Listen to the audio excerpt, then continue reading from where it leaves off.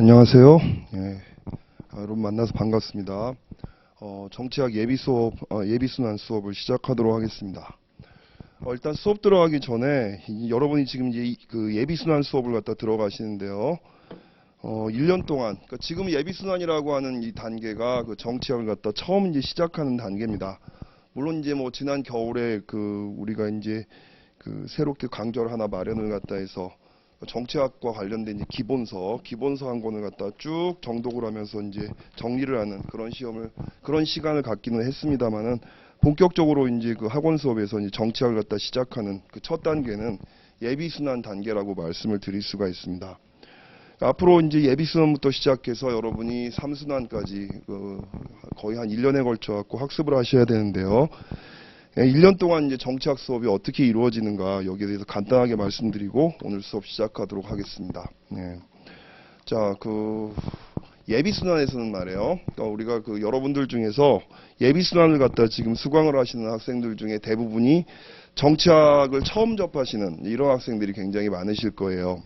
그러니까 물론 뭐 정치학을 전공하는 학생 중에서도 예비순환부터 다시 정리하는 학생들이 있겠습니다만 아마 대부분의 학생들 같은 경우는 정치학을 처음 접하시는 분들이 많을 것 같은데, 그래서 예비순환의 목표는요, 그러니까 뭐 정치학을 뭐 깊이 있는 무슨 그 학습을 갖다 하고 다양한 사례를 갖다 공부하고, 이건 좀 무리입니다. 예비순환에서는 그래서 정치학이라는 학문이 대체로 어떤 학문인지, 그리고 주로 어떤 주요 이론들이 있는지, 그렇죠? 그리고 또 어떤 쟁점들이 지금 현재 다루어지고 있는지, 이런 것들을 쭉 포괄적으로 살펴보는 시간입니다. 우리가 이제 여행을 할 때 말이야, 어떤 산을 갖다 멀리서 바라보면서 아, 산이 그냥 모양이 저렇게 생겼구나라고 하는 것들을 한번 파악해보는 요 정도의 이제 시간이라고 할 수가 있어요. 그래서 정치학의 그 여러 분야들을 갖다가 다 이제 우리가 포괄적으로 하지만 깊이 있게 들어가지는 않는 그런 수업이 예비순환 수업입니다. 그래서 예비순환 때는 이제 그런 식으로 이제 학습을 갖다 하시고, 그러니까 우리 수업은 1순환 때부터는 이제 그 전문화가 돼요. 정치학은 여러분들 이 범위가 굉장히 넓습니다, 이게. 그러니까 뭐 어려운 학문은 아니에요. 여러분들이 수업을 들어보시면 알겠지만 다른 고시 과목보다 비교해 봤을 때 정치학은 좀 다이나믹한 그런 면이 좀 있어서 재미가 있을 겁니다. 근데 범위가 넓다는 거, 범위가 굉장히 넓다라고 하는 게 요게 좀 여러분들이 공부를 갖다 하시는데 많은 어려움을 겪는 문제 중에 하나가 정치학의 범위가 너무 넓다라고 하는 거, 이게 좀 문제죠. 특히 정치학 같은 경우는 다른 이제 여러분들 그 과목에 비교해가지고 국제정치라고 하는 파트가 또 들어가 있어가지고 이것도 이제 여러분들이 준비하시는 게 만만치 않은 그런 분야죠. 자, 그래서 저희들은 좀 각각의 이제 단계들을 갖다 좀 전문화를 시켜서요. 1순환 때는 정치 사상하고 국제정치를 갖다가 집중적으로 학습을 합니다. 예비순환 때는 전반적으로 정치학을 갖다가 이렇게 포괄적으로 다 학습을 하고, 1순환 때는 국제정치하고 정치사상 요 두 가지를 갖다 이제 중심으로 우리가 공부를 갖다 이제 하게 될 거예요. 1순환 때부터는 본격적으로 이제 심화를 갖다 이제 들어가는 그런 단계다 보니까 1순환 때부터는 이제 여러분들 모의고사도 이제 중간중간에 보셔야 되고요. 그렇습니다. 그리고 2순환 때는 또 우리가 또 전문화를 시켜가지고 여러분들이 비교정치라고 이제 부르는 그런 이제 분야, 그냥 다 포괄적으로 해서 고시 준비하는 학생들이 비교정치 뭐 이렇게 부르는데, 엄밀하게 말하면 정치 제도론, 그렇죠? 정치 제도에 포함되는 거라 그러면 권력 구조. 그러니까 여러분 대통령제냐, 내각제냐, 무슨 분권형 대통령제냐 뭐 이런 구분이 있잖아요. 그래서 그런 이제 권력 구조, 그다음 또 정당하고 의회, 그다음 선거, 정치 커뮤니케이션, 이런 것들을 갖다 다루는 게 이제 정치 제도와 그다음 정치 행태에 관련된 그런 이제 정치 과정론이라고도 얘기하죠. 그런 분야입니다. 행정고시에서 가장 이제 출제가 많이 되는 분야가 제도 관련된 그쪽 부분이라고 말씀을 드릴 수가 있겠어요. 그리고 또 비교정치학의 또 다른 중요한 주제라 그러면 민주화와 관련된 것들이죠. 민주화 또는 민주주의에 대한 이론들, 뭐 이런 것들을 쭉 다뤄보는 게 2순환 때 우리의 과제입니다. 그리고 여러분들이 2순환을 마치시고 2순환을 갖다가 이제 공부를 하실 때쯤 되면은 여러분들이 피셋 시험을 갖다가 보실 그런 타이밍일 겁니다. 그러니까 피셋을 딱 마치시고 나중에 이제 6월 달에, 그 내년 5월 달이죠. 5월이나 아니면 6월 이제 초순까지 우리가 그 제3순환을 갖다 들어가게 될 텐데요. 제3순환에서는 예비순환부터 시작해서 2순환 때까지 학습한 것들을 전부 포괄하는 그런 시간입니다. 예, 시험을 갖다 준비하는 그런 단계다 보니까 굉장히 빡빡하게 이제 수업이 이루어지고요. 그러니까 1순환, 2순환 때까지는 우리가 그래도 뭐 이제 사례 얘기도 좀 많이 하고 그러면서 좀 여유를 가지고 수업을 갖다 좀 여유를 갖다 가지고 할 수 있는데 3순환 때부터는 정신이 하나도 없을 정도로 빡빡하게 이제 수업이 진행됩니다. 매일매일 모의고사를 또 보셔야 되고요. 예. 그런 식으로 해서 이제 우리가 1년 동안의 이제 수업이 계획이 되어 있습니다. 예, 정치학 굉장히 폭이 넓은 그런 학문이고, 예, 뭐 쟁점도 엄청나게 많은 그런 이제 학문입니다만은 재미가 있다라고 하는 것, 다이나믹하시고, 예, 공부를 하면 할수록 이제 궁금한 것들이 좀 많이 생겨날 수 있는 그런 분야가 정치학 분야예요.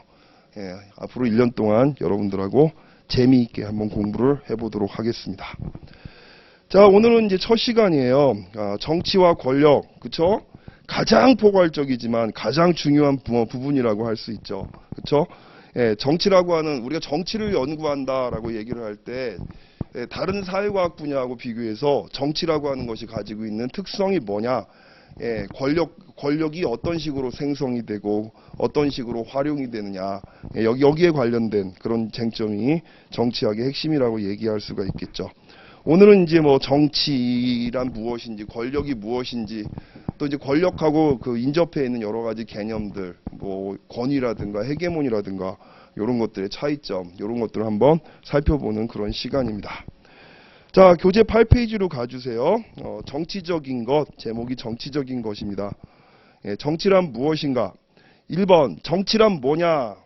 일단 우리가 정치를 갖다 이야기할 때, 자, 요거 하나 기억을 해두세요. 자, 근대 시대, 그러니까 우리가 그 시대를 갖다 구분할 때, 자, 고대 그리스 로마 시대가 있었죠. 중세 기독교 사회가 있었죠. 그리고 르네상스 이후에, 르네상스라고 하는 게 뭐 유럽에서 뭐 시기는 뭐 나라마다 많이 다릅니다만은, 빠른 나라는 12세기까지, 12세기부터 시작되는 나라가 있고, 늦은 나라는 국민국가를 형성한 이후에 르네상스가 시작되는, 그러니까 19세기에 시작되는 나라도 있어요. 그러니까 대체로 보면 우리가 한 13세기, 12세기 이때부터 시작되는 시기를 르네상스 시기라고 얘기를 하는데, 그 르네상스 시기 이후를 갖다 우리가 근대 시기라고 이야기를 하죠. 이 근대 시기 이전에 그 유럽 사람들의 사회관과 근대 이후에 유럽 사람들이 사회를 갖다 바라보는 시각이 혁명적으로 바뀝니다. 그래서 우리가 편의상으로 근대 이전의 시기를 갖다 전근대 시기라고 한번 불러봅시다. 전근대 시기, 그러니까 일단 이제 그 유럽 문명에 대해서 아주 간단하게 한 5분 정도만 한번 여러분한테 얘기를 해볼게요. 왜 뜬금없이 정치 얘기를 갖다 하면서 유럽의 문명 얘기를 하느냐, 뭐 유럽에서 공부했다고 티내냐, 그런 게 아니고, 기본적으로 이 사회과학을 갖다 관통하는 핵심 키워드가 있어요. 사회과학뿐만이 아니라 철학이라든가 경제학이라든가 인간을 갖다 다루는 그 학문을 갖다 관통하는 핵심 키워드가 있는데, 그 중에 하나가 바로 합리주의라고 하는 키워드입니다. 예, 우리가 레셔널리즘이라고 부르는 거죠. 합리주의. 그러니까 고대부터 시작해갖고 지금 현대에 이르기까지 우리가 한마디로 서양의 특수성이 뭐냐? 여러분들이 왜 서양 얘기를 하십니까? 또 이제 물어보는 사람도 있을지 모르겠지만, 사회과학의 기본이 지금 우리가 서양의 문화를 갖다 바탕으로 지금 이루어져 있기 때문에, 그래서 서양을 갖다 중심으로 말씀을 드리는 거예요. 자, 고대 그리스부터 시작을 해갖고 지금 현대까지 서양을 갖다 지배하는 특성이 뭐냐라고 얘기를 하면, 일단 우리가 합리주의 전통을 갖다 이야기할 수가 있어요. 합리주의 전통. 예. 자, 많이 들어봤고 다 아는 것 같아. 합리주의가 뭐야? 그러면은 합리주의가 뭐 이성에 부합하는 것이지, 다들 뭐 이렇게 생각을 한단 말이야. 근데 참 놀라운 게 뭐냐면, 지금도 학교에서 지금 4학년 애들 수업을 가르치고 있거든요. 대학에서 지금 4학년 애들을 갖다 가르치고 있는데, 얘들한테 합리주의가 뭐냐고 물어봐도 제대로 대답을 하는 학생들이 없어요. 그래서 여러분 이 키워드를 갖다 알면 사회과학의 굉장히 중요한 부분 하나를 갖다 이해하시게 되는 겁니다. 근데 이제 어려운 개념이 아니야. 되게 쉬운 개념이야. 여기서 합리라고 하는 것은, 합은 뭐야? 어디에 부합한다, 이런 얘기죠. 리라고 하는 건 뭐겠어? 예, 이성에 부합한다라고 하는 얘기예요. 이성. 자, rationality라고 부르는 거. 자, 이성에 부합하는 행위가 뭐냐? 그리고 이게 왜 서양을 갖다가 이제 그 규정 짓는 핵심 키워드냐? 여기에 대한 얘기를 갖다 말씀을 드려보면 이성은 능력을 얘기합니다. 예, 이성은 눈에 안 보여요. 그쵸? 예, 나중에 우리가 어디가 아프다 아니면 그렇다 해가지고서 우리를 갖다 이제 무슨 뭐라고 얘기해야 돼? 수술을 한다든가 이렇게 할 때 이성이라는 게 발견이 됩니까? 발견이 안 되지. 이성은 능력이야, 능력. 눈에 보이는 게 아니란 말이에요. 자, 능력은 능력인데 뭐를 갖다 지칭하는 능력이냐? 두 가지 흐름이 있어요. 첫 번째는 이성은 자, 이익을 계산하는 능력. 이걸 갖다 우리가 도구적 이성이라고 부릅니다. 예. 자, 이성은 뭐다? 첫 번째, 뭐가 자기한테 이득이 되는지를 알고, 그쵸? 예, 그 자신의 이득에 맞춰가지고서 행동을 갖다 하려고 하는 그런 성향, 또 그렇게 할 수 있는 능력, 이거를 갖다 우리가 도구적 이성이라고 부르는 거예요. 그러니까 합리주의의 첫 번째 전통은 지금 현재까지 지금 주류가 되고 있는 게 바로 뭐냐면 이 도구적 이성을 갖다 중심으로 한 합리주의입니다. 두 번째는 이성은 자, 우리가 흔히 말하는 윤리적 판단 능력을 얘기합니다. 윤리적 판단. 자, 윤리적 판단 능력이라고 하는 것은 무엇이 옳으냐, 무엇이 그르냐, 우리는 무엇을 추구해야 되느냐, 무엇을 갖다 거부해야 되느냐, 인간의 삶의 의미가 뭐냐라고 하는 것들. 그러니까 어떤 이익을 갖다 계산하기보다는 어떤 도덕과, 그쵸? 예, 그 윤리 같은 것들, 이런 것들을 갖다 판단하는 그런 능력을 얘기를 하고, 이걸 우리가 굉장히 다양한 이름으로 이제 학자들이 불러왔어요. 이걸 우리가 어떤 사람은 성찰적인 이성이라고도 불렀고, 어떤 사람 윤리적 이성이라고도 부르고, 도덕적 무슨 이성이라고도 부르고, 예, 다양한 이름으로 불려왔던 게, 그 윤리적 판단 능력을 이야기하는 겁니다. 그래서, 여러분들 우리가 전근대 사회, 그러니까 르네상스 이전에 이제 그 서양의 사상과 문화를 갖다가 지배해왔던 합리주의는 주로 어디? 성찰적 이성과 도덕적 이성이 사실상 주가 되어 왔었습니다. 그러니까 근대 시대가 열리기 전에 사람들은 어떤 것이 윤리적인 삶이냐, 우리가 추구해야 되는 삶의 목적이 뭐냐, 그쵸? 공동체는 인간의 도덕의 완성을 갖다 위해서 어떤 일을 갖다 해야 되느냐라고 하는 거. 정치라고 하는 것은 그러니까 그 시대에 말이지, 전근대 시대에는 정치라고 하는 것은 어떤 식으로 이제 그 이해가 되느냐. 예, 인간을 갖다가 인간답게 살게 만들어주는 그런 이제 도와주는 그런 역할을 갖다 하는 걸로 봅니다. 정치라고 하는 것 자체는 윤리와 분리가 될 수가 없고, 왜 정의로운 삶을 갖다 추구하게 만들어주는 것이기 때문에, 그렇죠? 예, 그렇기 때문에 윤리랑 분리가 되질 않고, 윤리가 분리되지 않는 정치 개념은 어때? 철저하게 어떤 이익을 갖다 추구하기 위한 기술로만 간주될 수가 없는 그런 속성을 갖다 가지고 있었죠. 이 말을 잘 기억을 하세요. 그러니까 전 근대 시대에는 정치라고 하는 것은 단순한 기술의 차원으로만 환원될 수가 없었다. 왜? 정치라고 하는 것은 윤리라고 하는 것들 또는 이제 그 공동체가 추구해야 될 가치라든가 목적이라든가 이런 것과 연관이 되어 있었기 때문에, 그쵸? 예, 그렇기 때문에 이걸 갖다 단순하게 어떤 이익을 갖다 추구하기 위한 기술 정도로 볼 수가 없었다는 거죠. 요걸 꼭 기억을 해주세요.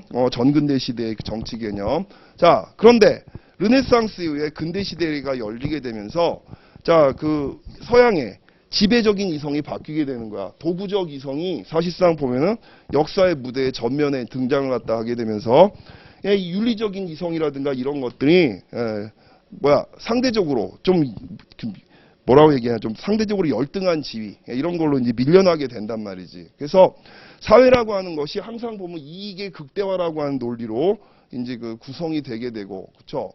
그 이익의 극대화를 갖다 위한 사회 조직의 원리를 우리는 뭐라고 불러? 효율성의 추구라고 하는 걸로 우리가 부르는 거죠.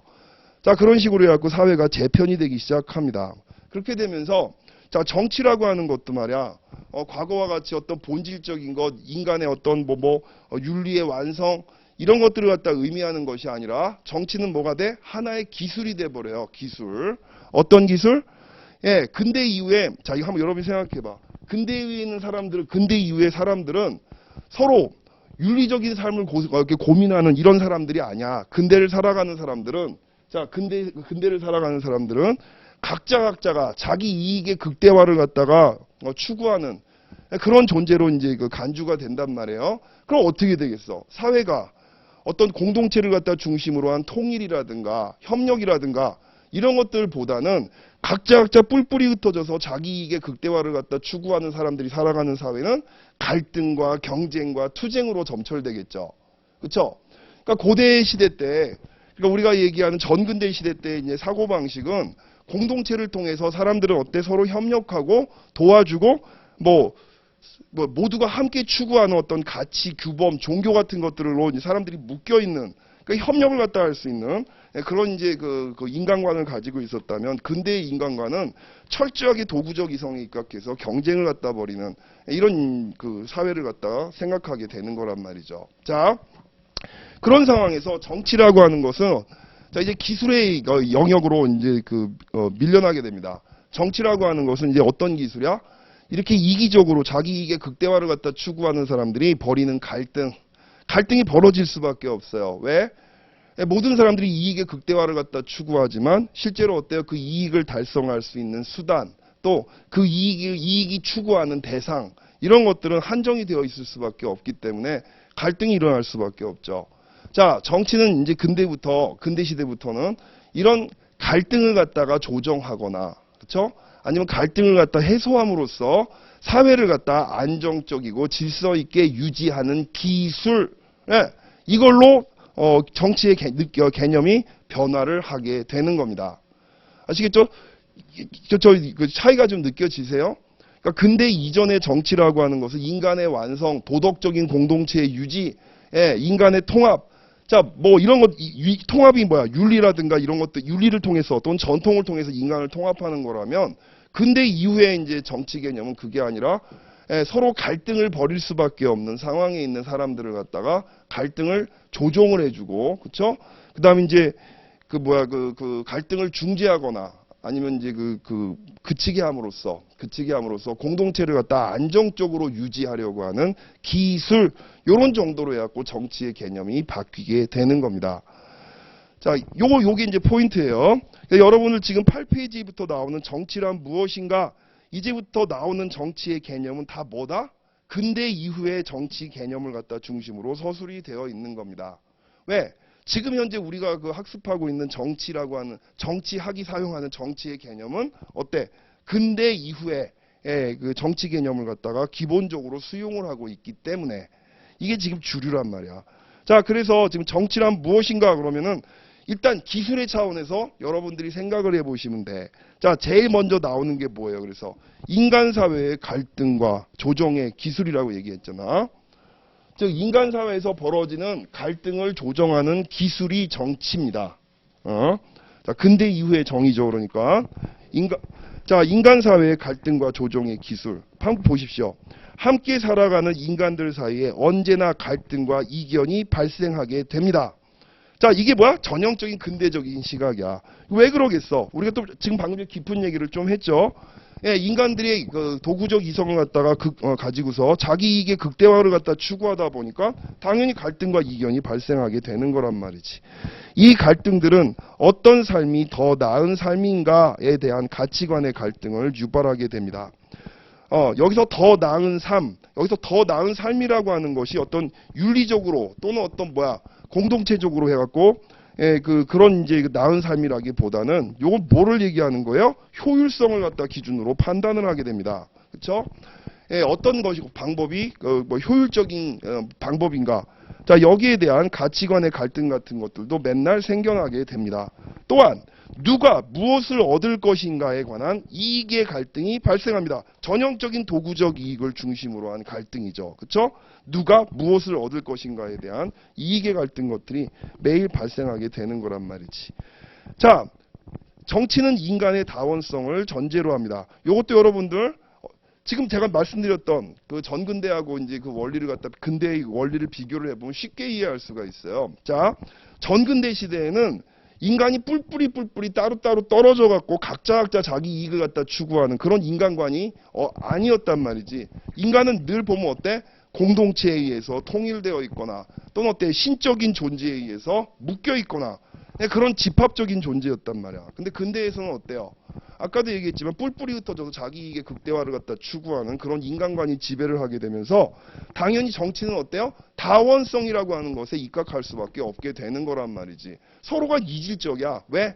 서로 추구하는 어떤 이익과 가치를 놓고서 경쟁을 벌이기 때문에. 자, 그 얘기입니다. 뭐 저절로 여러분 스토리가 이제 뭐 되는 거 아니야. 이거 갖다 뭐 굳이 암기하거나 할 필요가 없죠. 아까 얘기한 근대 시대, 근대 사회 이후에 인간관을 갖다 여러분이 염두를 딱 두시면 그냥 쭉 생각을 하면 나오는 그런 얘기들입니다. 보세요. 인간 사회의 갈등은 물질적인 욕구로만 한정되지 않으며 또 가치를 둘러싸고 전개되기도 합니다. 또 정신적인 것과 윤리적인 것, 자존심과 명예도 갈등의 원인이 됩니다. 즉 이런 것들을 다 뭐야? 개인적인 차원에서 이런 것들이 이제 진행이 되는 거야. 그러니까 개인의 자존심을 갖다가 높이고, 그렇죠? 개인의 명예를 높이고, 그렇죠? 개인의 이익을 갖다 증가시키고. 자, 각자의 이익과 개성과 삶의 방식을 추구하는 인간의 다양한 모습은 그래서 갈등 조정의 기술이라고 할 수 있는 정치를 필요로 하게 된다는 겁니다. 그래서 정치는 이제 뭘로 이해되는 거예요? 갈등과 이견을 조정하는 기술 차원으로 이해되는 거란 말이지. 자, 이러한 갈등과 이견을 권력이나 권위를 통해서 조정하고 해결하려고 하는 것이 정치적인 겁니다. 권력, 권위의 중요한 두 가지 얘기가 나왔어요. 오늘 이제 수업할 때 가장 중요하게 다뤄질 내용이 이 내용입니다. 자, 권력이라고 하는 말 뒤에 뭐 자세하게 나오겠지만 권력이라고 하는 것은 이것도 역시 어떤 능력을 얘기하는 거야. 권력은 어떤 능력? 타인을 자신의 의지에 따라서 행동하게 만드는 능력을 얘기합니다. 심지어 타인이 저항을 갖다 하더라도 그 저항을 갖다 극복하고 내 의지에 따라서 타인이 행동하도록 만들 수 있는 그런 능력을 우리가 권력이라고 불러요. 그럼 권위는 뭐야? 권위는 알 것 같, 뭐 같은 거 같으면서도 다른 것 같지. 권력하고. 권위라고 하는 것은 한마디로 정의할게. 한 줄로 권력을 행사할 수 있는 자격을 얘기합니다. 나중에 구체적으로 풀어서 얘기할게요. 지금은 뭐라고? 권력을 행사할 수 있는 자격을 우리가 권위라고 부른다. 즉 권력은 뭐라 그랬어? 타인을 갖다 자신의 의지에 대해서 통제할 수 있는 능력이라고 얘기했고, 권위는 그 능력을 행사할 수 있는 자격이 권위가 된다 그랬죠. 자, 예를 한번 들어볼게. 그러니까 이제 어떤 이제 모임이 있어. 모임인데 거기에서 어떤 분께서 일어나셔가지고, 그래서 여러분들이 막 이제 토론을 하는 거야. 토론을 갖다 하는데, 예를 들어가지고 뭐를 갖다 얘기를 할까? 무슨 주제를 갖다 한다 그럴까? 그래, 인플레이션을 갖다 잡는 방법에 대해서 막 사람들이 각자 가지고 있는 생각들을 갖다 가지고 막 얘기를 하고 논쟁을 벌일 거 아니에요. 그때 나이 지긋하신 어떤 이제 노학자가 일어나가지고 얘기를 한단 말이지. 여러분, 현재 인플레이션은 말이야, 물가 상승의 원인은 수요가 너무 과열돼서 그런 것 같습니다. 수요를 통제하는 그런 정책을 써야 됩니다. 갑자기 이분이 이렇게 딱 말하는 순간 다른 사람들이 전부 조용해. 전부 조용하고 고개를 끄덕끄덕 한단 말이야. 당신의 그 말을 따르겠다 이런 거지. 그쵸? 자, 이 사람은 어때? 자신의 의지를 갖다 타인한테 관철시킬 때 어떤 물리적인 강압이라든가 돈을 주고서 회유를 한다든가 이런 게 아니잖아. 다른 사람들이 저절로 스스로 복종을 갖다 하게 되는 무엇인가를 가지고 있는 거죠. 그 무엇인가가 바로 권위입니다. 아시겠죠? 권력을 행사할 수 있는 자격을 얘기하는 거예요. 그쵸? 그럼 이 자격은 어떻게 주어지는 걸까? 이분이 그렇게 다른 사람들을 조용하게 만들 수 있는 그 자격은 어디서 주어지는 걸까? 몇 가지가 있는 거란 말이야. 여기에 대해서 막스 베버는 첫 번째, 막스 베버, 독일의 사회학자죠. 막스 베버는 첫 번째, 전통으로부터 권위가 온다라고 이야기를 합니다. 그쵸? 전통으로부터. 왜 그런 거 있잖아. 여러분들 아주 옛날 무슨 영화 같은 거 보면 이제 그런 얘기 나오잖아. 누가 어느 집에서 땀 뻘뻘 흘리면서 논에서 밭을 갈아. 자기 밭도 아닌데. 여러분들이 이제 그 사람의 친구야. 그 친구를 갖다 개똥이라고 해봅시다. 딱 지나가다 이제 얘기를 한단 말이지. 야, 개똥아, 너 니네 밭도 아닌데 왜 그렇게 열심히 일을 해? 그만하고 쉬어. 이렇게 얘기할 거란 말이지. 근데 가끔가다 이렇게 얘기하는 사람이 있을 수가 있단 말이야. 뭐야? 그런 말 마라 뭐 이렇게 얘기를 하면서 말이지. 우리 할아버지 때부터 우리 아버지 때부터 우리는 이 땅을 갖다 지켜왔어. 여기서 일하는 것은 우리들의 의무야. 이런 거 뭐 전통에 의한 지배란 말이야. 전통에 의한 지배. 그렇죠? 예, 그래서 지배자한테 당신이 나한테 권력을 행사해도 좋다라고 하는 그런 이제 그 자격을 갖다가 부여하는 첫 번째가 뭐야? 막스 베버가 보기에 첫 번째는 전통입니다.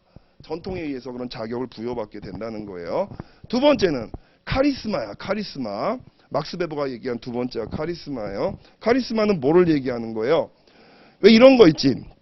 여러분, 이제 우리가 어떤 사람은, 어떤 영웅 같은 사람들, 자기가 직접 만나보지 않았음에도 불구하고, 그리고 실제로 그 사람이 어떤 일을 했는지, 이것도 몰라. 직접 내가 경험해 본 게 아니야. 근데 어때? 어떤 인물에 대해서 막 이제 그 인물을 감싸고 있는 어떤 초인적인 그런 이야기들, 먼저 범접할 수 없는 그런 신화적인 요소들, 예, 이런 것들을 갖다 우리가 카리스마라고 부르는 거예요. 예, 그런 것 때문에 그냥 충성을 갖다 바치게 되는, 권위를 갖다 인정하게 되는, 자격을 인정하게 되는 그런 상황이 벌어질 수가 있단 말이죠. 이걸 우리가 카리스마적 지배라고 이야기를 합니다. 세 번째는, 예, 막스 베버가 얘기한 세 번째는 이제 우리가 그 법이죠. 법. 합법적 지배라고 이야기를 합니다. 특히 근대 사회로 들어오게 되면서 사람들과 사람들의 관계를 갖다 주로 법률적 관계, 계약 관계, 제도적 관계 같은 걸로 이렇게 구성을 하게 되잖아. 그러니까 사람들은 법이 정해 놓은 것에 의해서 또는 어떤 계약에 의해서 누군가에게 충성을 갖다 하고 복종을 갖다 하게 되는 이런 일이 벌어질 수가 있다는 거죠. 그러니까 막스 베버가 얘기한 것 중에서 앞에 두 가지, 전통과 카리스마에 입각한 그렇게 주어지는 권위, 그렇죠? 이걸 뭐라고 얘기해?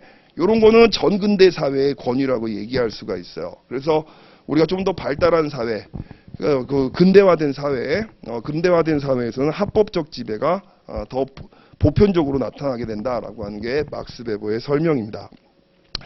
자, 그래서 권력과 권위 얘기를 좀 드렸습니다. 뒤에 갖고 자세하게 얘기할 거예요. 자, 정치는 갈등과 이견을 조정하는 기술. 이런 갈등과 이견을 권력이나 권위를 통해서 조정하고 해결하는 것이 정치적인 것입니다. 인간이 생활을 근데 이거 여러분도 한번 보세요. 아까 얘기한 대로 인간들이 전부 도구적 이성을 갖다 추구하는 사람들이야. 자기 이익의 극대화를 추구해. 갈등과 경쟁이 일상화되어 있어.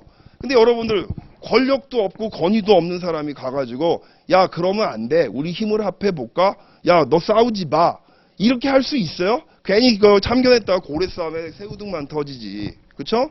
그렇게 안 된단 말이야. 결국 다른 사람들이 막 갈등 벌이고 막 서로 경쟁하고 막 멱살 잡고 싸우고 할 때 그런 것들을 갖다 중재하거나, 그쵸? 그런 갈등을 갖다가 없애기 위해선, 또 협상을 하거나 타협으로 이끌기 위해서는 어때?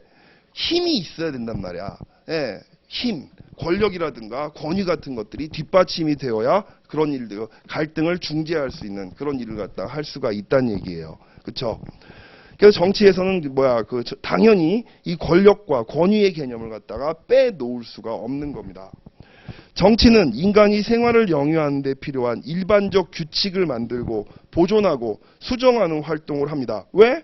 일반적인 규칙을 갖다 만들고 보존하고 그래야지 그 규칙하에서 사람들의 갈등이라든가 다툼을 갖다가 조정할 수가 있을 거 아니야. 아무런 원칙도 없는 상태에서 그냥 자의적으로 너는 그래도 잘못됐고 너는 제대로 잘했고 이렇게 할 수는 없는 거 아니에요. 그렇죠?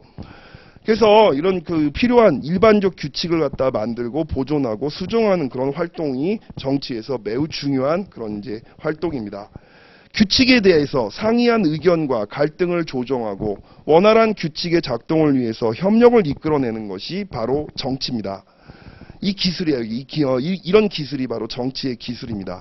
그러나 모든 갈등이 해소될 수가 없다는 점에서, 그쵸? 사회에 존재하는 모든 갈등은 해소할 수 없어요. 그래서 넓은 의미에서 정치는 갈등 해소는 죽었다 깨도 못해. 완벽한 갈등 해소라고 하는 건 이건 꿈이야. 그래서 정치는 갈등 해소를 위한 탐구와 노력으로 정도로 이해를 갖다 하는 것이 맞다는 얘기입니다. 지극히 상식적인 얘기입니다.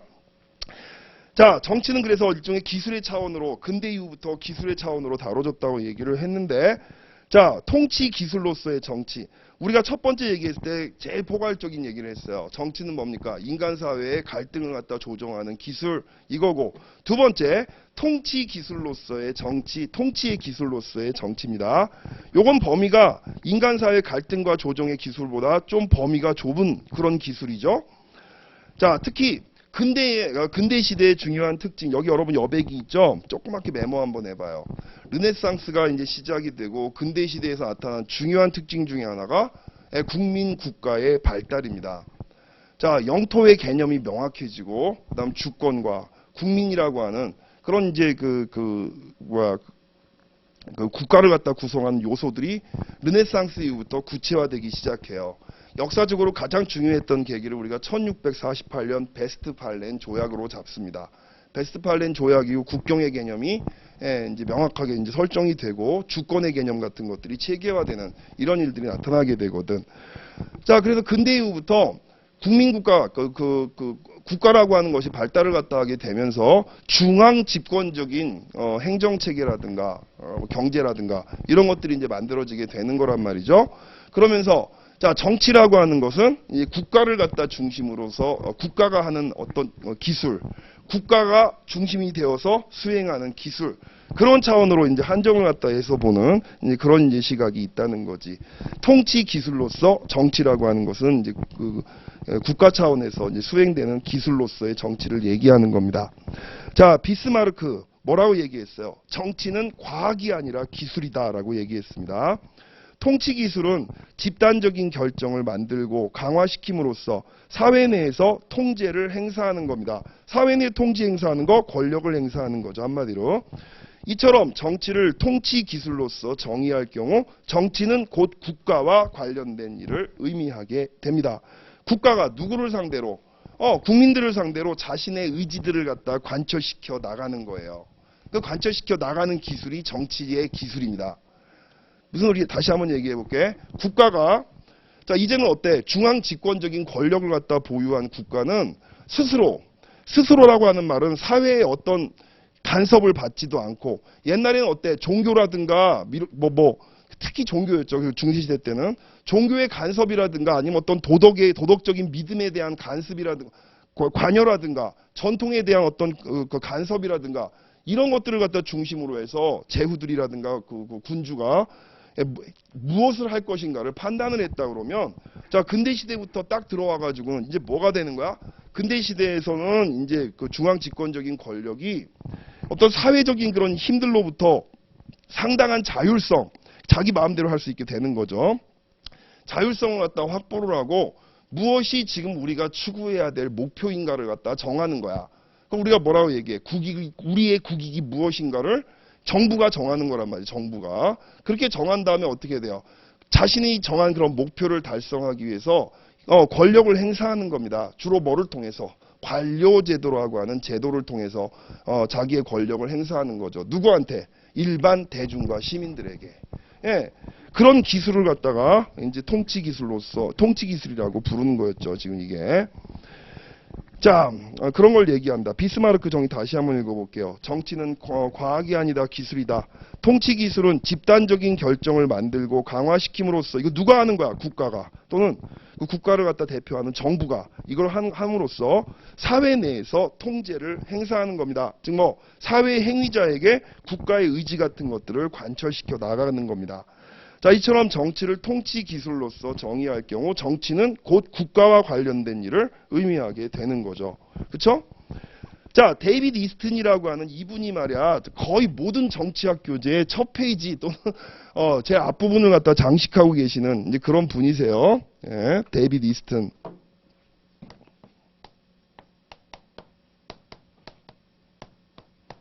자, 이렇게 씁니다. 예. 자, 일단 읽고 나서 이분의 말을 갖다 한번 여러분들한테 풀이를 해드릴게요. 데이비드 이스트는 정치를 뭐라고 했느냐? 요 얘기가 그냥 금과 옥조처럼 이제 읊어지는 얘기가 이 이야기예요. 네. 한번 읽어볼게. 정치는 가치의 권위적 배분이라고 얘기를 했습니다. 여기 마침표 하나 찍어야 되겠네. 정치는 가치의 권위적 배분. 여기 마침표를 찍으시고 한 칸 띄고 정치학 연구는 권위의 행사를 연구하는 것이다 라고 얘기했어요. 권위가 뭐야? 아까 제가 한 줄로 얘기했던 거. 정당한 권력. 즉 뭐 권력이 행사될 수 있는 자격을 얘기하는 거예요, 이게. 예. 권력이 다른 사람의 행동에 미치는 영향을 미치는 능력인 반면에 권위는 그렇게 할 권리와 자격을 이야기합니다. 즉 권위에는 어떤 승인이 따라야 됩니다. 누구의 승인? 피지배자들의 승인 같은 것들이 따라야 된다는 거죠. 자발적인 복종 같은 게 들어있다는 겁니다. 전통에 의해서 또는 카리스마에 의해서 또는 합법적 지배에 의해서 권위 같은 것들이 주어지는 거죠. 자, 권위는 정당성 혹은 적법성 속에서 행해지는 권력입니다. 지배의 정당성이 부여되는 방식, 다른 말 우리식으로 얘기하면 권력이 인정되는 권력을 행사할 자격이 인정되는 방식에 대해서 막스 베버는 아까 제가 말씀했던 것 같이 전통적 권위, 그리고 카리스마적 권위, 합법적 합리적 권위. 자, 이제 이런 것들을 제시를 했어요. 여러분 합법적 합리적 권위에서 괄호 치시고 괄호에 일련의 비인격적 지배라고 되어 있잖아. 이게 바로 뭐 법의 지배를 이야기하는 겁니다. 우리가 인간의 지배, 그러니까 주로 군주의 지배라든가 뭐 영주의 지배라든가 인간의 지배는 뭐 자의적인 인치라고 얘기해요. 인치는 자의적이야. 사람의 지배는 상당히 자의성이 작동하게 되는 거죠. 변덕도 되게 심하고. 자, 근데 이제 법에 의한 지배라고 하는 거는 객관적 그런 지배를 이야기하는 겁니다. 이게 비인격적 지배, 인치하고 법의 지배가 대치되는 거죠. 대립되는 거죠. 자, 데이비드 이스튼이 말한 얘기로 다시 한번 돌아가 봅시다. 권위적인 가치들은 사회에서 널리 수용되고 있으며 그러므로 많은 시민들을 구속하는 것으로 간주합니다. 그래서 가치를 권위적으로 배분한다? 이걸 까놓고 말하면 뭐야? 정책과 관련된 일이라는 거예요. 자, 사회에는 여러 가지 가치가 있어. 물질적 가치도 있고 정신적 가치도 있죠. 그렇죠? 이 가치들을 갖다 놓고서 사람들이 갈등을 벌인다. 앞에서 얘기했단 말이야. 이 갈등을 갖다가 여러 사람들한테 적재적소에 배분을 해줘야 돼. 그러니까 이 배분을 둘러놓고 사람들이 싸움을 하는 거 아니야. 내가 더 가져야 됩니다. 왜 쟤를 더 많이 주시나요? 이런 걸 놓고 싸움을 벌이잖아. 그렇죠? 이 싸움이 끊이지를 않게 돼. 이거 갖다 중재할 수 있는 어떤 힘이 없다면 이 싸움은 끊일 수가 없단 말이야. 정치라고 하는 것은 그러니까 데이비드 이스튼이 보기에 뭐예요? 예? 당신이 이 자원을 요만큼 가져. 네가 이 자원을 갖다 요만큼 가져. 그것이 정당한 거야라고 하는 것들을 사람들한테 납득시키고, 그런 식으로 실제로 배분을 갖다 해 나가는 그런 기능을 갖다가 정치의 기능이라고 얘기를 했단 말이야.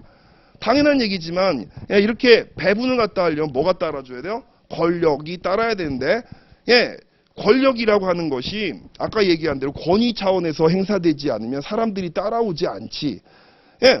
사람들이 이미 어느 정도 권력을 행사하는 권력을 행사하는 국가라든가 지배자에 대해서, 그쵸?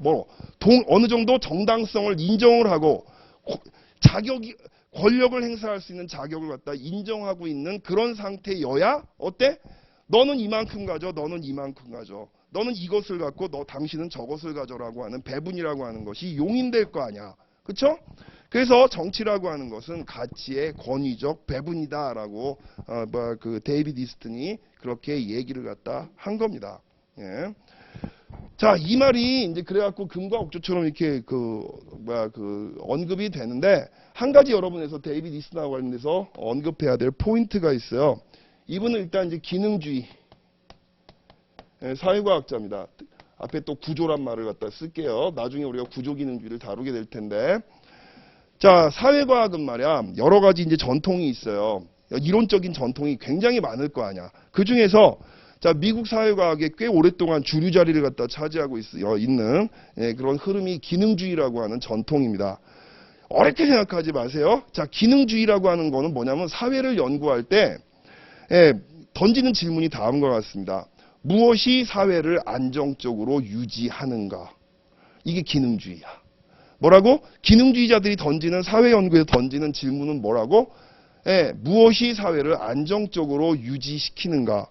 이걸 다른 말로 얘기하면 사회를 안정적으로 유지하기 위해서 무엇이 필요한가? 무엇이 필요한가? 다른 말로 바꾸면 어떠한 기능들이 필요한가? 이걸 중심으로 사회를 연구하는 걸 우리가 기능주의적 접근이라고 이야기를 합니다. 예? 자, 그럼 어떻게 되겠어? 자, 사회는 정치보다 더 포괄적인 개념이지. 인간의 협력으로 만들어지는 질서, 공동체, 이걸 갖다 우리가 사회라고 하니까, 예, 그런 사회를 갖다가 유지시키기 위해서, 아까 얘기했죠? 안정적으로 유지하기 위해서, 예, 무엇이 필요한가라고 하는 질문을 던지는 거야. 그 중에서 이 사람이 관심을 가진 건 뭐예요? 정치의 기능은 뭔가? 정치는 사회를 안정적으로 유지시키기 위해서 어떤 일을 수행하는가? 이런 질문이죠. 여기에 대한 답이 뭐예요? 가치를 권위에 입각해서 배분하는 역할, 기능을 하는 것이 정치다. 목적은 뭐야? 사회를 안정적으로 유지하기 위해서. 예, 사실은 데이비드 이스턴의 정치는 그 가치의 권위적 배분이라고 하는 말, 여기에는 더 깊은 뜻이 숨어 있는 거야. 뭐를 위해서? 사회를 안정적으로 유지하기 위해서 정치는 권위를, 그러니까 가치를 갖다 권위에 입각해서 배분하는 기능을 하는 것이다라고. 요게 이제 이 사람의 그 생각이에요. 예. 자, 요걸 이해해야 그 밑에 나오는 이스턴의 정치 개념의 비판, 요걸 여러분이 좀 이해하시기가 쉬울 겁니다. 자, 그래서 이제 8페이지 맨 마지막 좀 다시 한번 읽어볼게. 권위적 가치들은 사회에서 널리 수용되고 있으며, 그러므로 많은 시민들을 구속하는 것으로 간주합니다. 가치를 권위적으로 배분한다는 것은 결국 정책과 관련됩니다. 현대사회에서 가치를 권위적으로 배분할 수 있는 주체는 누구겠어? 결국 정부, 국가가 되겠죠. 그렇죠? 국가가 적재적소에 가치를 갖다가 배분을 함으로써 사회를 안정적으로 유지하는 것, 적절한 정책 활동을 갖다 하는 것들을 우리가 정책이라고 부르는 거죠. 자, 그래서 요런 것들은 정치를 갖다 통치 기술로서 파악하고 있는 그런 이제 그 시각이라고 할 수가 있습니다. 9페이지가에서 이스턴의 정치 개념 비판 나왔죠? 예, 여기에다가 여러분 이제 기능주의의 문제점, 밑에 또 나올 거야. 일단 기능주의라고 좀 써놓으세요. 괄호 치시고. 자, 이스턴에 따르게 되면은 어떤 문제점들이 있느냐. 정치를 어떤 정치체는 political 시스템이라고 이제 이걸 갖다 이제 그 한국말로 정치체라고 이제 번역을 했는데, 자, political system. 정치를 어떤 정치체, 즉 정부기구에 집중된 사회 조직 내에서만 발생하는 것으로 간주하는 문제점이 생길 수가 있다는 겁니다. 왜? 가치를 권위적으로 배분할 수 있는 주체는 누구야? 정부지. 그렇죠? 그럼 우리가 정치라고 하는 것은, 정치가 가치의 권위적인 배분으로만 환원시켜 버리게 되면 어때? 시민사회에서 벌어지는 어떤 이제 권력투쟁이라든가, 경제, 기업들을 갖다 중심으로 한 어떤 이제 그 권력투쟁이라든가, 이런 것들은 정치적인 과정이라고 간주할 수가 없습니까? 이런 질문이 나오게 된다는 거예요. 한마디로 정치의 영역을 갖다 국가의 영역으로만 한정하게 되는 좁은 시각에 빠져버리게 되는 문제가 있다는 겁니다. 이게. 그쵸? 다음 점에 그 얘기입니다. 한번 읽어볼게요. 이 경우 정치는 내각이라든가 입법부라든가 정부 부서 등에서 실행되는 것으로만 이해되며, 정치활동 역시 특수한 인간 집단, 그러니까 정치가라든가 공무원이라든가 아니면 이 애들한테 영향을 갖다 미치는 로비스트라든가 이런 사람들의 활동으로만 한정되는 굉장히 좁은 정치 개념에 빠지게 된다는 문제점이 있다는 겁니다. 이스턴의 정치 정의의 문제점이 바로 이런 거라는 거예요.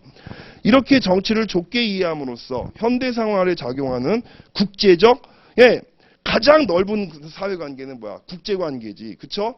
그러니까 국내에 존재하고 있는 다양한 사회관계는 말할 것도 없고, 심지어 현대 그 정치에는 국제적인 영향 같은 것도 상당히 강하잖아. 그렇죠?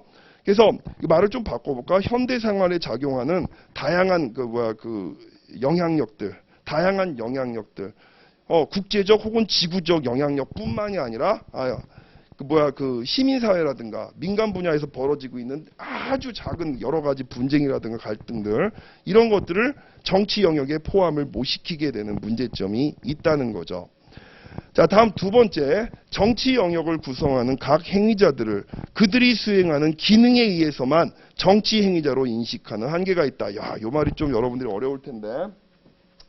자, 기능주의자들은 아까 얘기했듯이 어떤 사회를 갖다 안정적으로 유지하기 위해서 행위자는 어떤 기능을 갖다 수행하는가 여기에 포커스를 맞춘다고 그랬어요. 그럼 여러분들 보세요.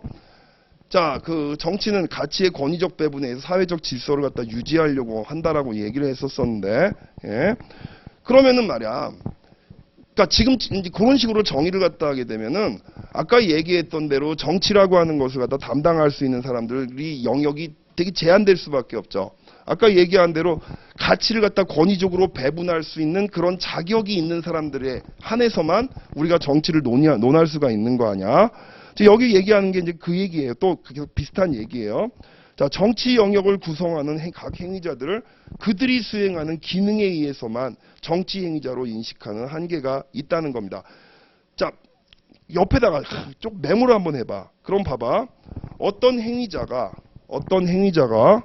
정치적 기능을 수행하지 않고 있을 때, 정치적 기능을 수행하지 않고 있을 때, 어떤 행위자가 정치적 기능을 수행하지 않고 있을 때, 그는 정치 행위자로 인식될 수 없는 문제가 있음. 그는 정치 행위자로 인식될 수가 없는 문제가 있음. 그는 정치 행위자로 인식될 수 없는 문제가 있음. 예를 들어 가지고 여러분 봐봐요. 어떤 사례를 우리가 예를 들 수 있을까? 예를 들어 갖고 테러 집단, 그렇죠? 테러 집단이라든가 반정부 조직이라든가, 자, 이런 사람들은 기본적으로 어때? 데이빗 이스튼의 개념에 따르게 되면 이거는 정치 영역에 포함될 수가 없습니다. 이 사람들의 영역은. 왜? 권위를 갖다가 가지고 있지도 않고, 그쵸? 그 다음 또 어때? 그 사회 질서를 안정적으로 유지하려고 하는 목적에도 맞지 않기 때문에. 그쵸? 그러니까 정치를 갖다 수행하는 행위자, 정치를 갖다 실제로 실천하는 행위자라고 하는 것의 범주가 매우 좁아질 수밖에 없는 그런 문제가 생길 수가 있다는 얘기예요. 자, 그러다 보면 다음과 같은 문제가 발생하게 됩니다. 정치를 예를 들어서 정당 정치의 등가물로만 취급할 수도 있고, 그렇죠? 우리가 눈에 딱 봤을 때, 야, 저 정치를 갖다 하는 사람들이 누구야? 일단 국가 관료 있지. 그 다음 또 정치인들, 정당 중심으로 해서 활동하는 사람들 있지. 이런 사람들만 정치인으로 보게 되는 거란 말이야. 그런 이제 문제가 발생할 수 있다는 겁니다. 즉, 정치적인 것의 영역은 의식적으로 이데올로기적 믿음에 의해 동기화되고 정당과 같은 어떤 형식적 조직의 구성원을 통해서 특정한 이데올로기적 믿음을 추구하고자 하는 국가 행위자로만 한정된다는 겁니다. 앞에 거 날려버리고 요거만 기억하시면 되겠네. 정치를 정당이라든가 뭐 기타 등등의 어떤 형식적 조직의 구성원을 통해서 조직을 갖추고 이데올로기적 믿음을 갖다 추구하는 어떤 국가 행위자로만 한정을 해서 그 사람들의 기능만을 갖다 우리가 정치 기능으로 간주하게 되는 문제점이 있다는 겁니다. 예, 그래서 기능주의적 문제를 갖다 우리 다시 한번 정리를 해보면요. 지금 얘기한 바와 같이 정치가만 정치적 기능을 수행하는 행위자로 간주됨으로써 정치의 폭을 되게 좁힐 수 있는 문제점이 있다는 거예요. 즉 공무원은 중립적이고 비정치적으로 행위하는 한에서 만약에 공무원이 중립적이고 비정치적으로 행위할 때는 그럴 때는 비정치적인 행위자로 간주를 해. 근데 어때? 공무원이 어떤 실제로 정치적인 그런 활동을 갖다 하는 걸로 그런 상황이 되면 정치 행위자가 돼버려. 자, 그런 식이 돼버리는 거예요. 또 재판관은 법을 공정하고 법리에 따라 해석하는 한에서는 비정치적 행위자로 간주되게 된다는 겁니다. 그런데 어때? 현실에서는 공무원과 재판관은 어때요? 예, 법을 활용을 해서 또는 행정 권력을 갖다 활용을 해서 정치적인 영향력을 행사할 수가 있지 않습니까? 그래서 이런 것들이 이제 기능주의의 중요한 문제점이라고 할 수 있습니다. 다음 이제 여러분 그 밑에 나오는 거 도구주의적이고 기능주의적인 정치 개념의 문제점 그랬죠? 괄호치시고 밑에다 요건 중요한 쟁점이 있어요. 근대 이후 정치 개념의 문제점 이렇게 쓰세요. 근대 이후 정치 개념의 문제점. 자, 근대 이후에는 앞에서 얘기했죠. 정치와 도덕이 분리됩니다. 무슨 소리야? 앞에서는 여러분 그 얘기했잖아. 전 근대 사회에는 정치라고 하는 것은 어떤 이성을 중심으로 이게 지웠네. 어떤 이성을 중심으로 성찰적 이성, 윤리적 이성을 갖다 중심으로 전개되는 게 합리주의가 그러니까 저기 뭐야 성찰적 이성, 도덕적 이성을 갖다 중심으로 전개되어 왔다고 여러분한테 말씀드렸잖아요. 정치도 도덕적인 개념하고 불가분의 관계였었단 말이지, 그렇죠? 그런데 근대 이후에는 정치와 도덕이 분리가 됩니다. 예, 정치는 어떤 영역으로 들어가는 거야? 도구적 이성의 영역으로 들어가게 되는 거예요. 이 단초를 갖다 연 사람이 나중에 우리가 정치사상 공부할 때 제일 먼저 다루게 될 니콜로 마키아벨리가 이런 정치에서 정치 개념에서 혁신을 갖다 일으켰던 학자입니다. 자, 그래서 정치는 굉장히 비도덕적인 그런 영역이 돼버려요. 그러다 보니까 어때? 정치에 대한 혐오감들이 깊어질 수밖에 없습니다. 권력을 갖다 어떤 공동체를 갖다가 무슨 뭐 평화롭게 만들기 위해서 사람들을 갖다 모두가 윤리적으로 서로 협동하도록 이렇게 이끌기 위해서 그게 아니라 각자 그 이익을 갖다가 추구를 해. 하지만 어때? 정해진 범위 내에서만 추구를 해. 그렇게 정해진 범위를 갖다 정해주고, 그쵸? 그걸 넘지 않게 관리하는 이 정도의 기술로 정치가 한정되다 보니까, 정치는 경우에 따라서는, 체제의 안정이라든가, 그 다음 지금 얘기했던 대로, 질서라든가, 이런 것들을 갖다 유지하기 위해서는 때로는 어때? 굉장히 비윤리적인 행위도 할 수 있는 걸로, 이렇게 간주가 된단 말이야. 마키아벨리가 바로 그걸 주장했던 사람이죠. 자, 그러다 보니까 정치에 대해서 혐오라든가 거부감이라든가 이런 것들이 이제 나타나게 되는 그런 문제가 생기게 되는 겁니다. 밑에 보세요. 그래서 그런 이제 그 근대 이후의 정치 시각이 그러니까 하나의 기술은 어떤 윤리라든가 가치를 담고 있는 게 아니잖아. 그 기술을 활용하는 사람들이 어떤 가치를 가지고 있는 사람이죠. 자, 그래서 정치를 기술 수준에서 보다 보니까 정치가는 권력을 추구하는 위선자로 자주 묘사되곤 합니다. 그리고 또 미디어에 의해서도 반정치적인 현상이 확산되고 있습니다. 미디어는 뭐를 하는 거야?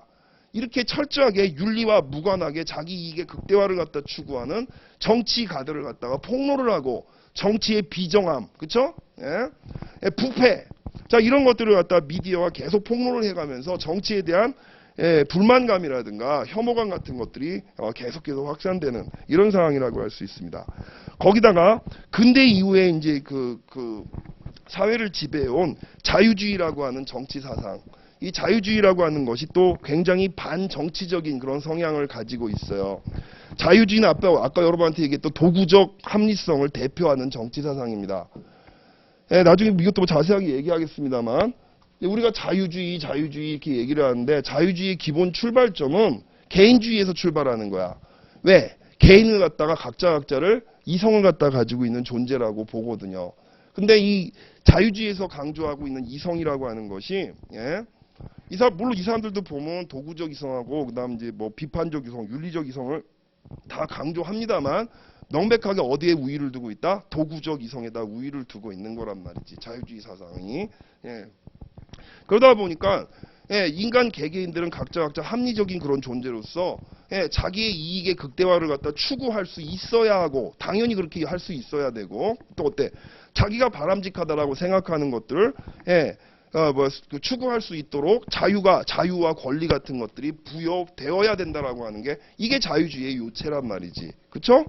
자유주의의 요체가 그거예요. 자, 그러다 보니까 자유주의는 어때?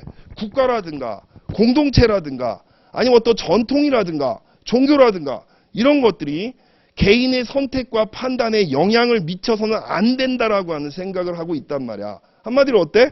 그러다 보니까 정치라고 하는 것에 대해서 친화성을 가질 수가 없는 게 자유주의입니다.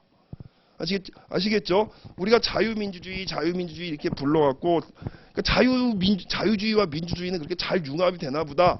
상식적으로 우리가 그렇게들 생각하고 있는데 나중에 저 뒤에 갖고 우리가 민주주의에 대해서 학습할 때도 나올 거예요. 자유주의는 그래서 다수의 지배를 갖다 의미하는 민주주의하고 자주 충돌하는 그런 지점들이 있어요. 아시겠죠? 근데 공동체적인 삶이라든가 어떤 이제 그 국가가 주도하는 어떤 삶이라든가 이런 것들에 대해서 상당히 충돌할 가능성이 높은 게 바로 자유주의 사상입니다. 그러니까 자유주의는 그런 점에서 반정치적 성향을 가지고 있다는 거예요. 자, 여기 그 요약해서 써놨어요. 개인은 이기적이기 때문에 즉 도구적 이성을 가진 합리적 행위자이기 때문에 정치 권력은 필연적으로 부패할 수 있다라고 생각을 합니다.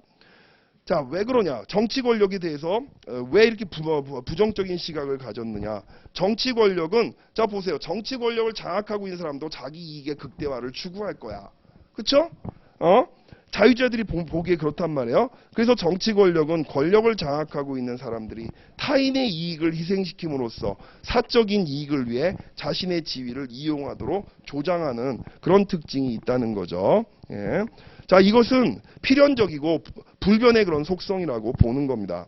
그래서 한마디로 뭐야? 정치 권력이 개개인의 삶에 대한 개입이라든가 이런 것들을 최소화해야 된다라고 하는 논리가 그래서 나오게 되는 겁니다. 자, 자유주의의 과제는 그러나 정치가를 없애고 정치가를 종결시키기보다는 정부 권한이 남용되지 않도록 견제와 억제를 통해서 다원적인 정치의 수행을 보장하는 것에 초점을 맞춥니다. 자, 여기 옆에다 조그맣게 필기 한번 해보세요. 중요한 얘기 하나 해드릴게요. 소극적 자유. 이거 꼭 기억을 해주세요. 자유주의자들이 추구하는 자유는 뭐야? 소극적 자유. 자, 내친 김에 여러분한테 말씀을 드릴게. 적극적 자유. 자, 비지배 자유. 자, 현대 정치 사상에서 되게 중요한 쟁점이에요. 자유란 무엇이냐? 우리가 자유 얘기를 하지만 자유 다 알고 있는 것 같지만 정치 사상에서 크게 세 가지 전통 정도로 우리가 구분을 해서 설명을 합니다. 자, 소극적 자유는 쉽게 말하면은 뭐뭐로부터의 자유예요. liberty from이야, from. 그러니까 뭐야? 개입받지 않을 자유를 얘기합니다. 어떤 외부에 있는 힘에 의해서 내가 간섭받지 않고 당당하게 주체로서 살아갈 수 있는 자유. 이걸 강조하는 게 소극적 자유예요. 이게 바로 자유주의의 핵심입니다. 자, 자유주의자들이 추구하는 게 이런 소극적 자유예요.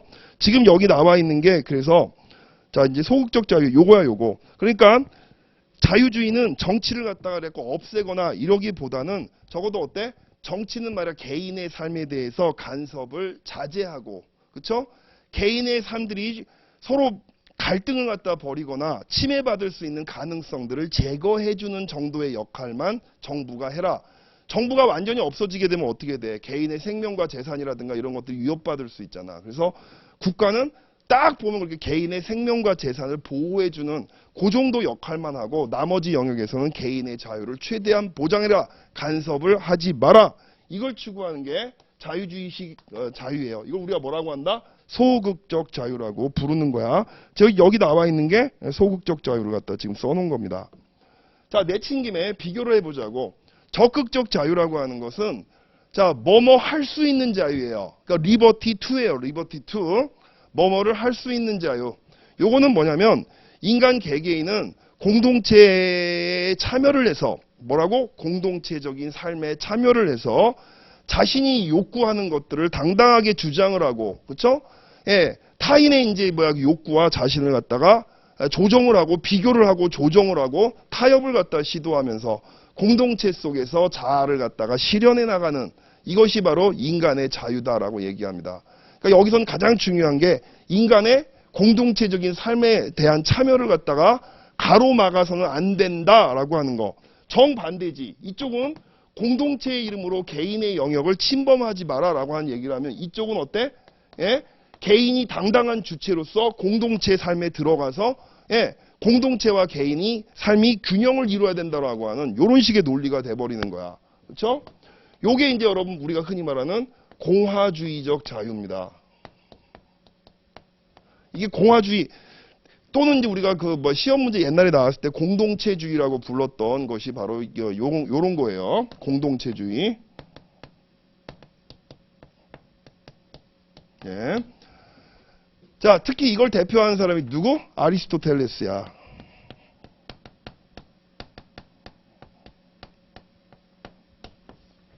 아리스토텔레스가 한 말 두 가지 유명한 말이 있었죠. 첫 번째, 인간은 사회적 동물이다. 이거 잘 나오나 모르겠네. 예, 안 잘리길 바랍니다. 잘 나오겠죠? 자, 아리스토텔레스가 한 유명한 말이 있어요. 첫 번째 여러분 많이 들어봤을 거야. 인간은 사회적 동물이다.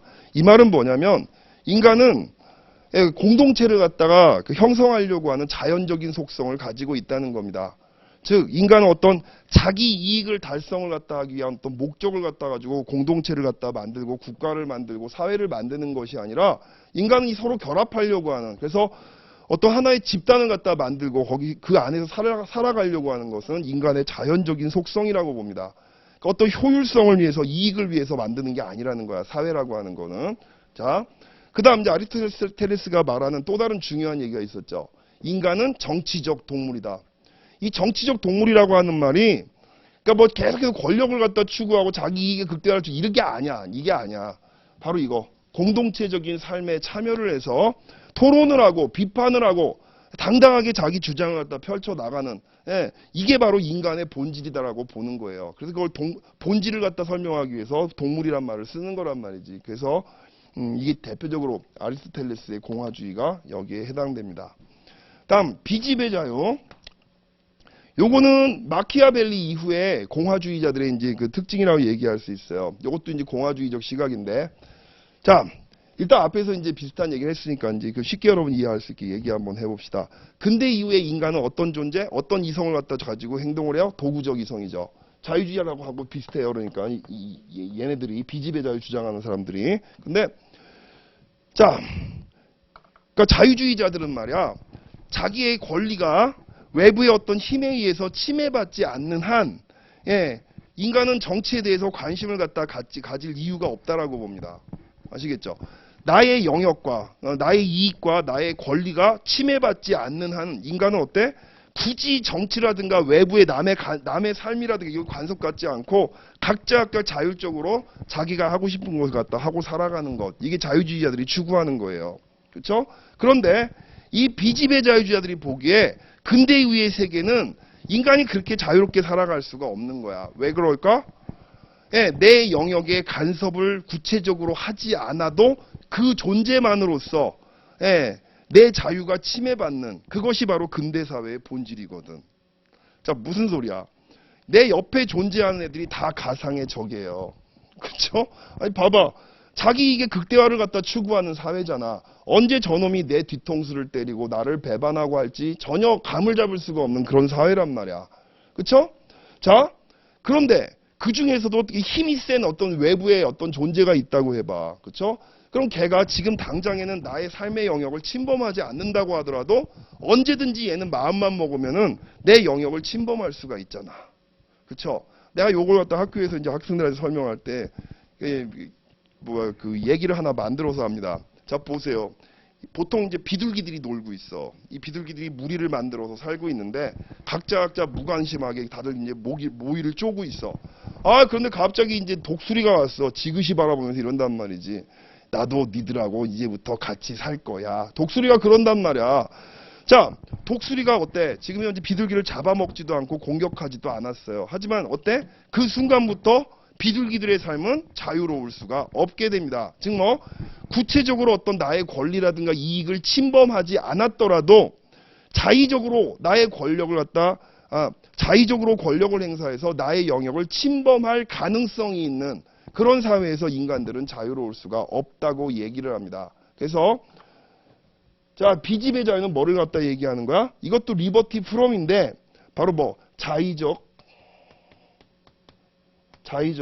권력으로부터 간섭받지, 그냥 X라고 쓸게요.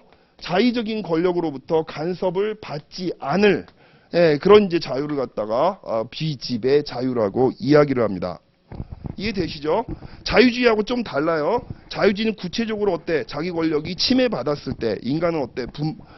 이제 정치적인 활동을 하게 되는 거야. 근데 얘들은 뭐 침해받기 전에 예방 차원에서 정치 활동이 일어나게 됩니다. 비집의 자유를 강조하는 사람들은. 그럼 여러분이 한번 생각을 해봅시다. 그럼 어떻게 독수리가 그 비둘기를 잡아먹지 않게 하면서 비둘기들이 마음 놓고 독수리하고 같이 공존할 수 있는 방법이 뭘까? 그런 방법이 있을까요? 있다는 거야. 바로 뭐 법하고 제도의 중요성이 그래서 강조되는 겁니다. 법하고 제도. 예, 한마디로 뭐 자의적인 권력이 남용되지 않는 규칙 같은 것들을 만들어서 족쇄를 채우는 거예요. 독수리한테. 너는 요 반경 안에서만 생활을 갖다 해라라고 한다든가 그런 식으로 해가지고 그쵸? 그래서 법과 제도를 갖다 통해 가지고 어때 자의적인 권력의 남용을 억제하는 데다가 좀 더 초점을 갖다 맞추는 것이 이제 비집의 자유라고 얘기할 수 있어요. 자, 요거 강조하는 사람들이 누구다? 얘들도 공화주의자들이야. 근데 공화주의 전통이 둘로 나뉘는 거야. 그러니까 우리가 적극적 자유를 갖다 강조하는 아리스토텔레스의 전통을 우리가 뭐라고 한다? 요거 갖다 아테네 공화주의 또는 그리스 공화주의 또는 강한 공화주의 이렇게 부릅니다. 거기 빌려갖고 비해가지고 이 비집의 자유를 갖다 강조하는 공화주의를 뭐라고 한다? 요거를 로마 공화주의.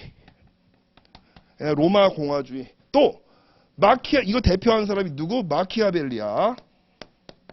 마키아벨리. 자, 마키아벨리식 공화주의, 로마 공화주의, 약한 공화주의. 자, 이렇게 부르는 게 비지배를 자유를 갖다 중심으로 한 공화주의예요. 요거 정치 사상에서 상당히 중요한 그런 내용이니까 여러분 꼭 기억들을 해 주시기 바랍니다. 자, 필기를 갖다 하셨나 모르겠어요. 어차피 저 뒤쪽 가면 정치 사상 얘기할 때 또 한 번 나오게 될 겁니다. 되게 중요한 내용이에요. 예, 그렇습니다. 어디 보자. 지금 5분인데요. 10분 쉬었다가 이어서 할게요.